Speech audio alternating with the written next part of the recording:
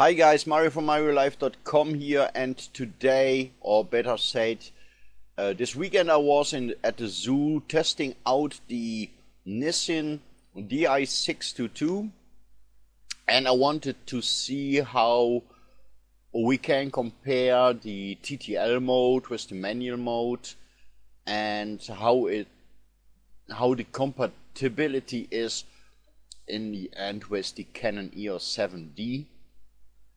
And let's go to the results. This one here is taken with the in the TTL mode. There was glass in front of the gorilla here, and of course it's better for my own safety. But what we don't want, and you see this immediately, is I shot this at ISO 200 2.8.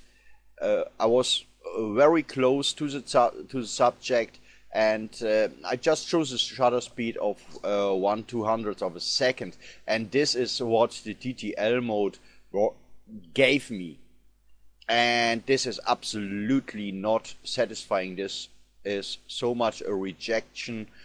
As you can see, we don't want to have this dark drop shadows here and here from the arm and here. And when I think on TTL mode, I think on the communication between the camera and the strobe, and that it will do the exposure correctly. So of course it's always guesswork, because even so I use the spot metering and say I want to do my metering on a certain spot on the subject. It should do it, but it doesn't. It seemed that this flash is just firing full power all over the place every time, and I feel it's just not reliable, especially not if you are shooting the real deal. And with the real deal I mean when you get paid for doing your work and go out and shoot.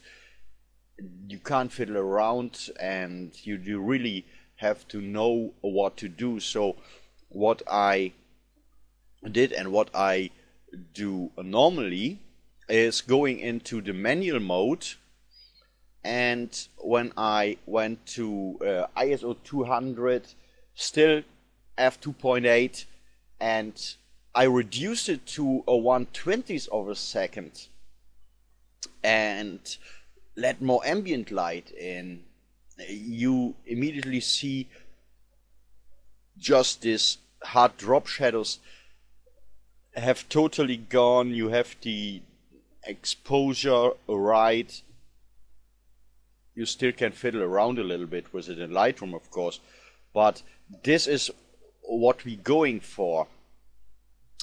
When it comes to the compatibility with the Canon cameras, the Nissin Di622 has its weaknesses, and in the end it's always a fact that you get what you pay for. It's a flash around the $160, I guess, and you really see that if you use a Canon flash or on a Nikon and for example, the SP900 or the SP700, you really have control over what you're doing.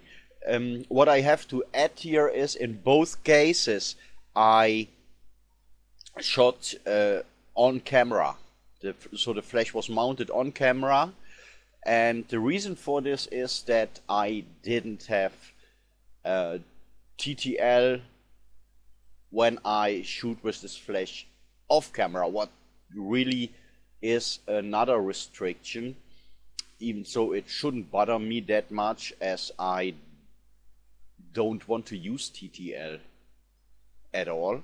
I just want to have full control over what the flash is doing, so I go into manual mode. And I can promise you I wouldn't have said that uh, a year and a half ago. So I really love it when I can control my light this way, and it seemed that the flash was doing in the same situation totally different things all the time. So you hadn't any consistency, so you didn't have shot after shot the same result. No, I show you a worst case scenario. This one was shot with 1/60th of a second at ISO 100 2.8, and it was set to TTL, and I really don't know why this flash was doing this. It shot full power. I didn't have correctives yet, but probably I make a video how we can save that image that you just saw in another video. It depends on how you like this one. So if you give it this video enough likes, I want to make a second video of this, how we can save the picture you just saw in Lightroom and make it work. Thanks for watching, have a great day shooting, and see you next time. Goodbye.